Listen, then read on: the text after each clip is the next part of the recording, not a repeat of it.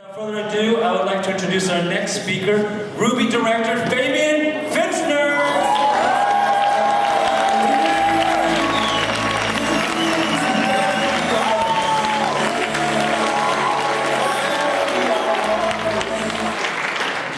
Okay, mein Thema, ich muss mir den Klicker holen. Mein Thema ist ein Thema, auf das ich mich ganz besonders freue, weil es mir enorm weitergeholfen hat. Ich habe gestern schon ein ganz klein bisschen erzählt, ich komme eigentlich aus der Fitnessbranche. Ich weiß, man sieht das heute nicht mehr, aber ich habe noch so angefangen. Und ich habe Fitnessstudios gehabt, auf den Kanaren, Teneriffa, um ganz genau zu sein. Wir haben eine Entscheidung getroffen, meine Frau und ich, also wenn ihr mich auf der Bühne seht, meine Frau sagt immer, Fabi, wir arbeiten zusammen in diesem Business. Du bist der Kopf. Ich sage, ja. Meine Frau sagt, aber ich bin der Hals, der den Kopf lenkt. Ja? Und so ist das bei uns so ein bisschen. Das heißt, eigentlich machen wir das Business zusammen. Tut mir den Gefallen, einmal einen Applaus von Veronika.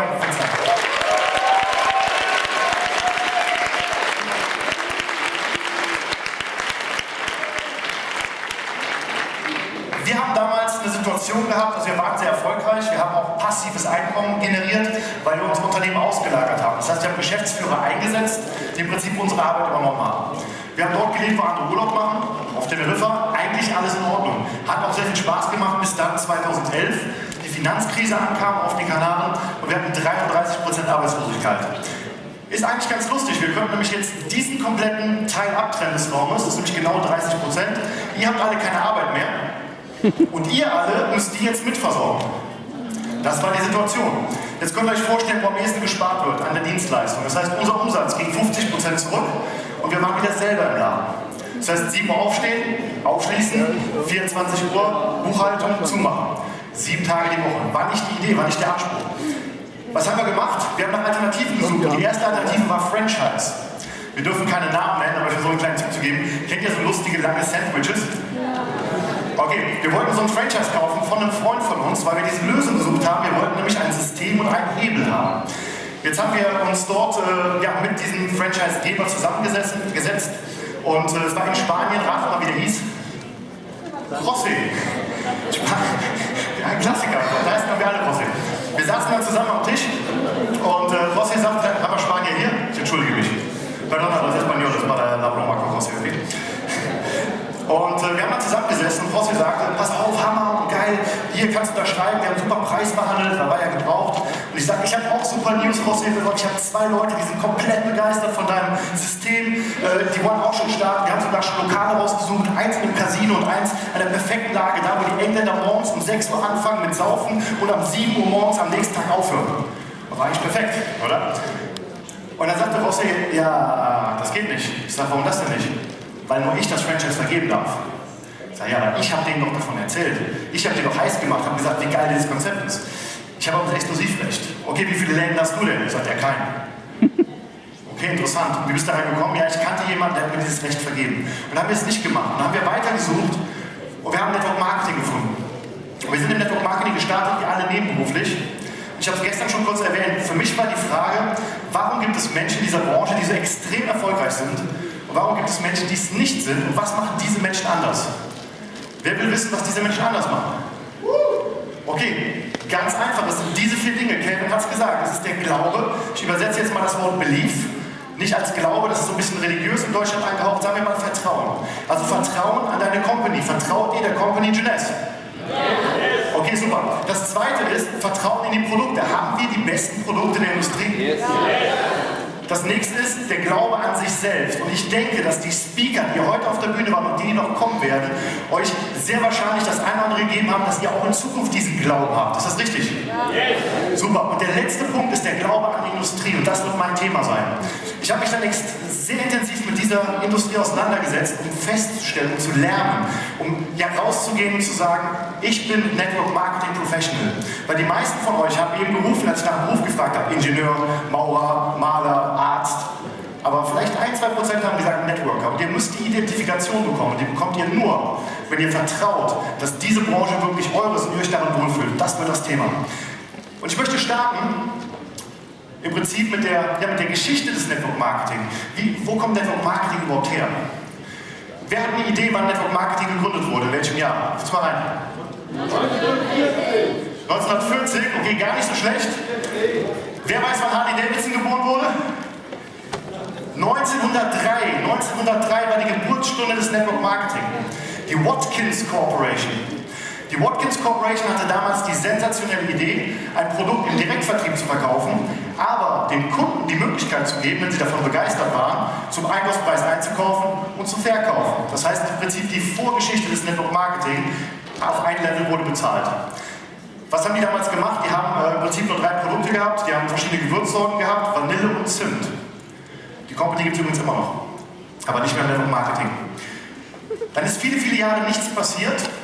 Es gab viele Firmen, die das kopiert haben, dieses erfolgreiche Konzept. Und dann kam irgendwann ein Unternehmen mit dem Namen California Vitamins.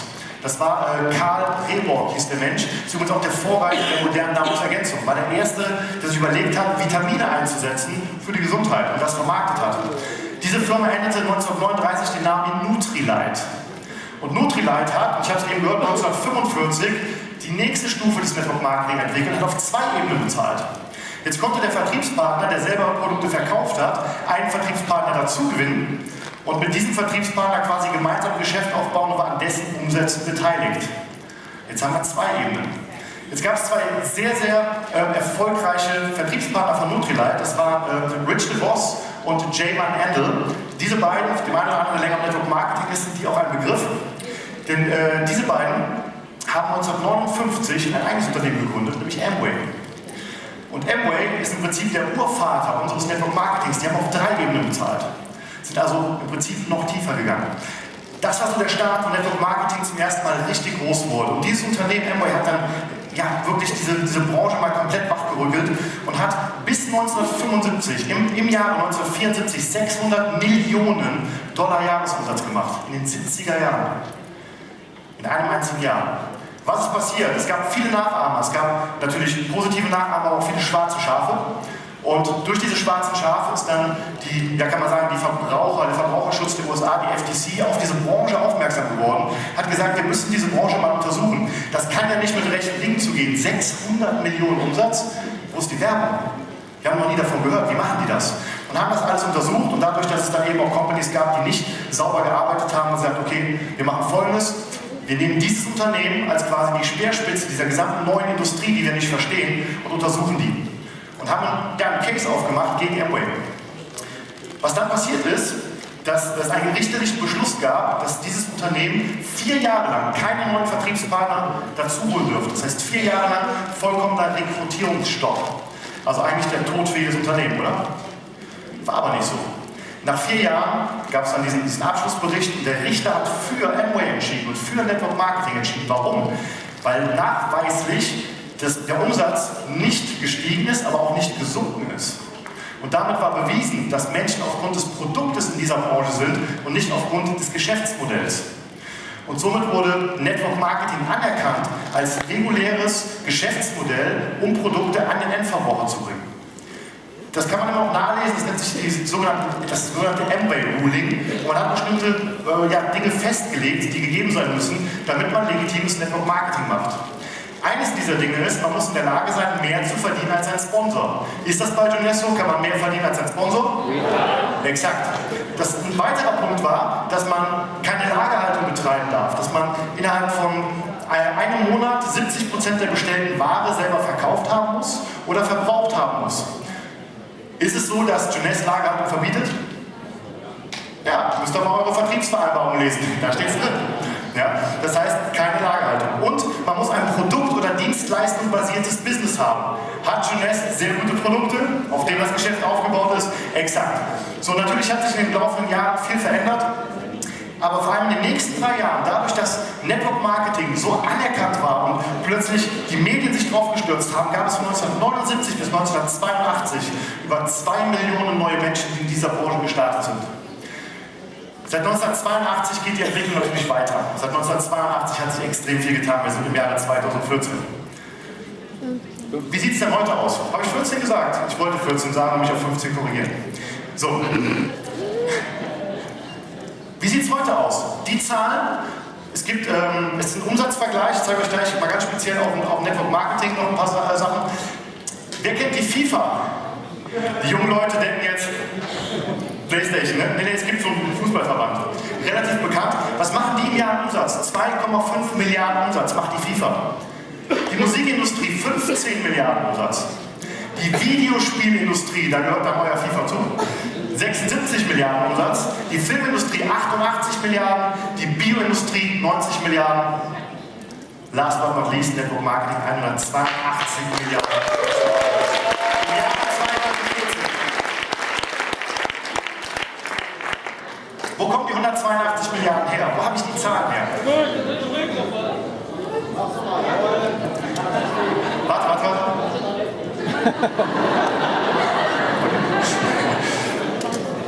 Copyright. Wo kommen die 182 Milliarden her? WFDSA, die World Federation Direct Sales Association, das sind die offiziellen Zahlen des gesamten Direktvertriebs. Wie kommen die 182 Milliarden zustande? Im letzten Jahr 36 Milliarden allein in den USA. 31 Milliarden in Süd- und Zentralamerika. Afrika und Mittlerer Osten 1 Milliarde Umsatz. Asia-Pazifik 81 Milliarden. Congratulations to the Asian friends here from Thailand.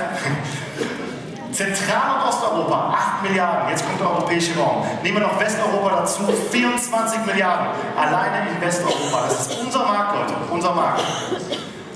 Schauen wir uns mal ganz kurz an, wie es denn mit der Vertriebspartnerentwicklung aussieht. 19 Millionen Menschen im letzten Jahr insgesamt in Nordamerika. 14 Millionen Menschen in Südamerika. 1,5 Millionen Menschen in Afrika, Asia-Pazifik, natürlich wieder Spitzenreiter, 51 Millionen, 10,5 Millionen in Zentral- und Osteuropa und 3,5 Millionen in Westeuropa. Das heißt, wir in Europa sind fast so stark wie die USA. We got you guys, very soon. Das macht total fast 100 Millionen Menschen im Network Marketing. Und wisst ihr, was das Verrückteste ist? Hat schon mal jemand gehört, irgendwann ist der Markt gesättigt? Hat schon mal jemand gehört? Okay, lasst uns die Zahl mal nehmen. Wie viele Menschen haben wir auf unserem Planeten? Aktuell ca. 8,2 Milliarden. Das macht insgesamt 1,21% der gesamten Weltbevölkerung auf, die jetzt gerade im Network Marketing involviert ist. Und wisst ihr, was noch besser ist? 98,79% wissen noch nichts davon.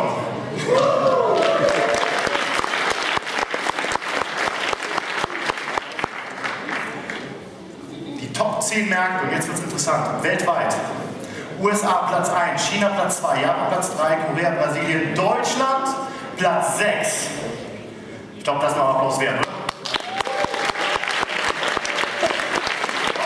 Das ist nicht Chines, das ist international, aus allen Märkten. Habt ihr schon mal gehört, dass Menschen sagen, in Deutschland funktioniert das nicht? Das ist der 6. stärkste Markt der Welt. Übrigens, egal wo du bist, die Menschen sagen immer, bei uns funktioniert das nicht. Ich weiß nicht, ob ihr das in Singapur mal gemacht habt. Da haben wir mit anderen Leuten gefrühstückt auf der Jeunesse Convention. Und wie läuft's bei euch? Bei uns geht das nicht. Ja? Bei euch ist es gut. Wir haben eben schon darüber gesprochen, dass Jeunesse absolut spitze positioniert ist. Aber ist Jeunesse auch in der Industrie perfekt positioniert? Also allein der Network Marketing Industrie. Und schaut euch das mal an. Das sind die Produkte nach Kategorien. Über 60% der gesamten Branche werden umgesetzt in Wellness und Kosmetik. Auch das ist unser Markt.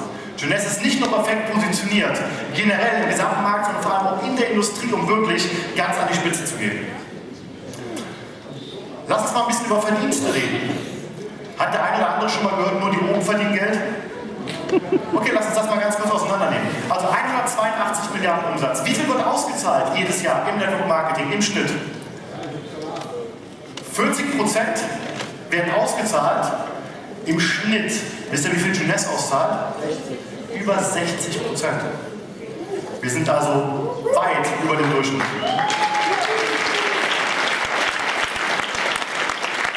Das macht also 72,8 Milliarden Gesamtauszahlungen im letzten Jahr in der Branche.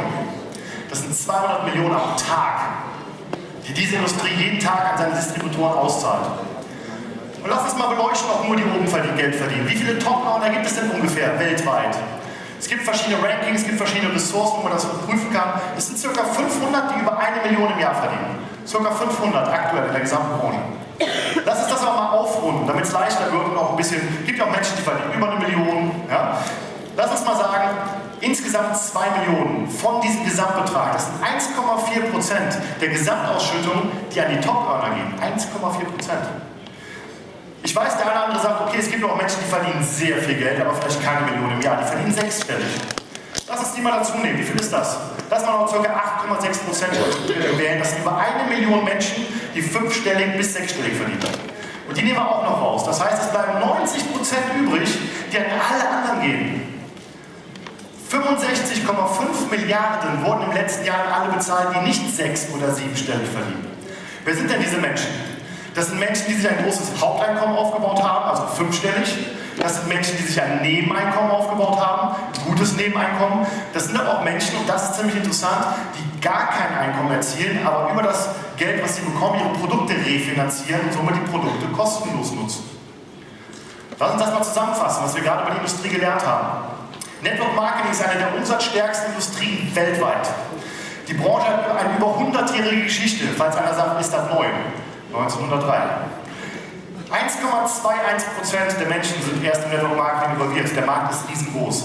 Nur 1,4% aller Commissions gehen an Top-Earner. Und Deutschland ist der sechststärkste Markt der Welt.